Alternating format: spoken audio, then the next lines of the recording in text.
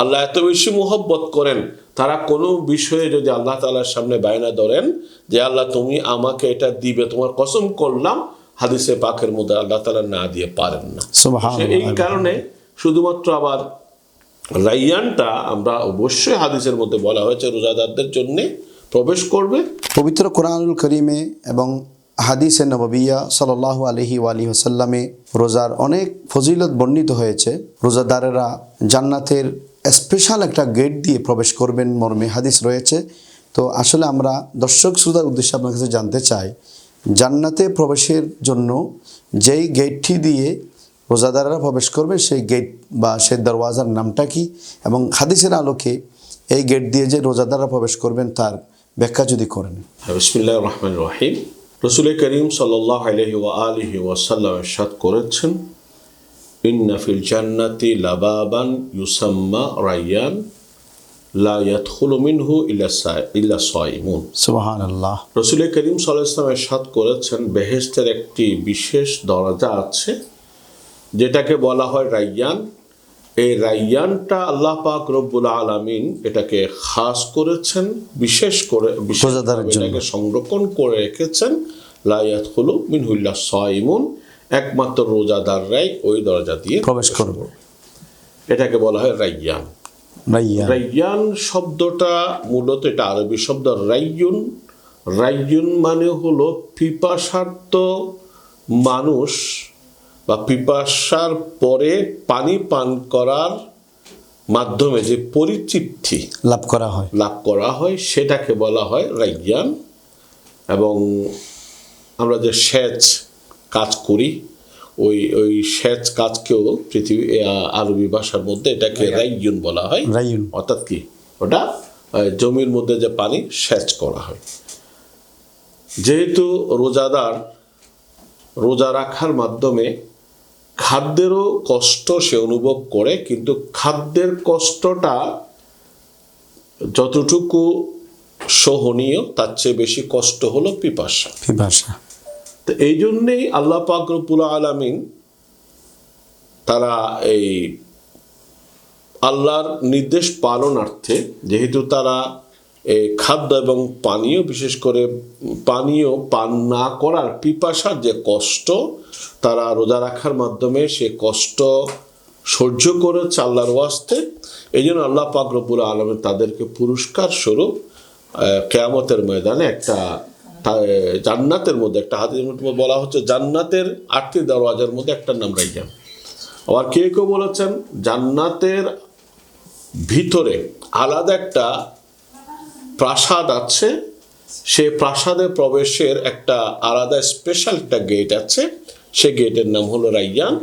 এখানে আল্লাহ তাবারক ওয়া তাআলা রোজাদারদের প্রবেশ করাবেন।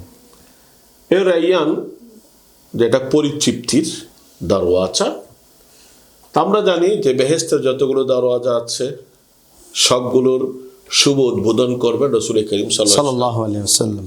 এবং এই বেহেশতের দরওয়াজা দিয়ে যদিও বা রোজাদারদেরকে উদ্বুদ্ধ করা হয়েছে, কিন্তু অন্যরা যে প্রবেশ করবেন না তা কিন্তু নয়। কারণ আল্লাহর এমন কিছু বান্দারা আছেন যাদেরকে বেহেশতের সকল দরওয়াজা একসাথে ডাকবে। যেমন সিদ্দিক আকবর রাদিয়াল্লাহু তাআলা আনহু, রাসূল করিম সাল্লাল্লাহু আলাইহি ওয়াসাল্লাম একদিন বলছিলেন, আল্লাহ রাসূল ইরশাদ করছিলেন যে বেহেশতের মধ্যে কিছু দরওয়াজা আছে, হ্যাঁ, যারা মানুষকে খাদ্য দেয় তাদেরকে একটা দরওয়াজা দিয়ে, যারা সদকার দরওয়াজা একটা দিয়ে, নামাজীদেরকে একটা দরওয়াজা দিয়ে রাখা হবে। রাসূল করিম সাল্লাল্লাহু আলাইহি ওয়াসাল্লামের খেদমতে সিদ্দিক আকবর রাদিয়াল্লাহু তাআলা জিজ্ঞেস করলেন, ইয়া রাসূলুল্লাহ, আপনার উম্মতের মধ্যে এমন কেউ নেই যে যাকে বেহেশতের সকল দরওয়াজা একসাথে ডাকবে? তখন আল্লাহ রাসূল সাল্লাল্লাহু আলাইহি ওয়াসাল্লাম ইরশাদ করেছেন, যদি আমার উম্মতের মধ্যে এরকম কেউ থাকে, সর্বপ্রথম হলে তুমি যাকে বেহেশতের সকল দরওয়াজা একসাথে। সুবহানাল্লাহ ওয়া বিহামদিহি। এখানে স্পেশাল করার আলাদাভাবে রোজাদারদের জন্যে এই দরজাটার উল্লেখের পিছনে সালফে সালেহীন আরও কিছু তথ্য সেখানে দিয়েছেন। এখানে শুধুমাত্র ফরজ রোজা নয়, সাথে সাথে যারা ফরজের সাথে যারা নফল রোজাও রাখে। কারণ বন্দার নৈকট্য অর্জনের প্রথম ধাপ হলো ফরজ আদায়। মা তাকাররাবা ইলাইয়া আবদি বিআদায়ে মাফতারাতু আলাইহি, এটা বুখারী হাদিস, যে কোনো বান্দা আমার নৈকট্য অর্জন করতে পারে না যতক্ষণ পর্যন্ত আমি তার উপর যে ফরজ যা করেছি সেটা যতক্ষণ বিষয় আদায় করতে পারবে না।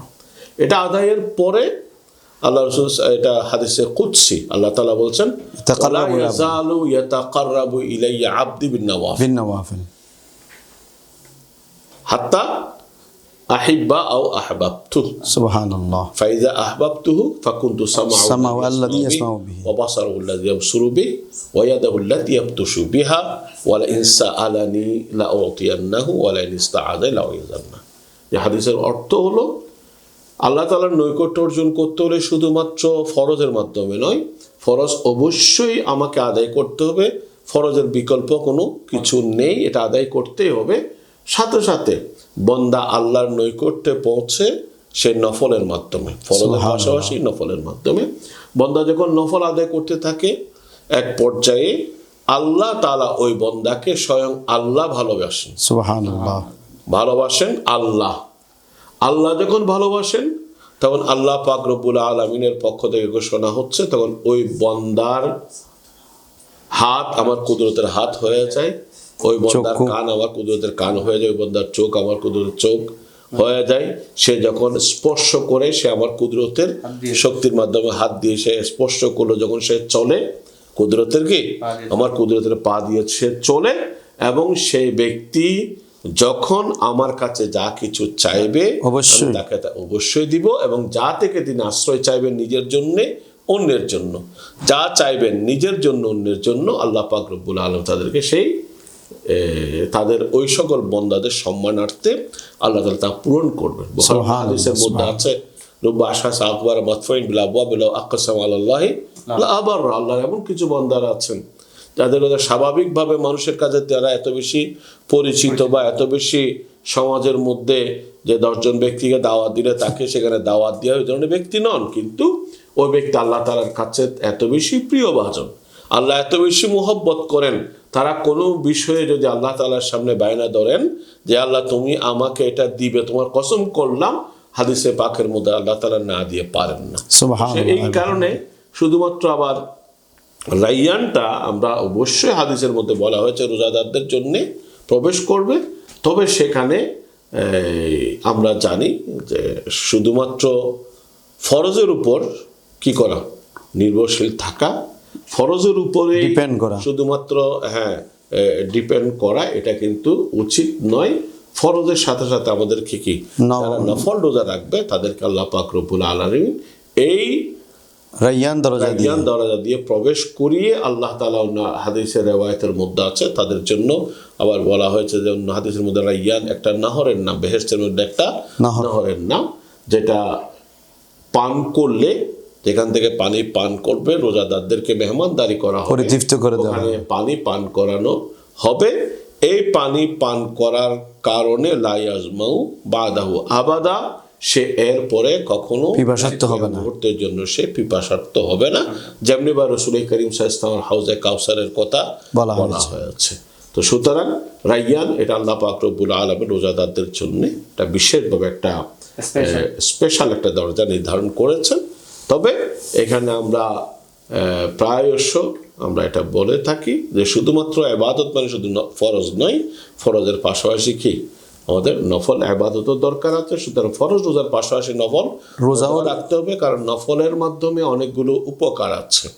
প্রথমত আমাদের ফরজের মধ্যে যে সকল অপূরণগুলো থেকে ত্রুটি বিচ্যুতি থেকে থাকলে ওগুলো নফলের মাধ্যমে কি হয়, পরিপূর্ণ হয়ে যাবে, পরিপূর্ণ করা হয়।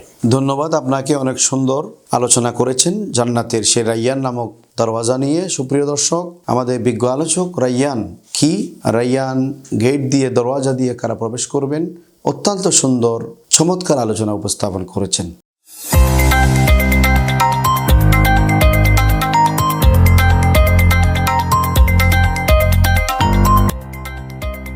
সত্যের সন্ধানে নির্ভীক, P News TV।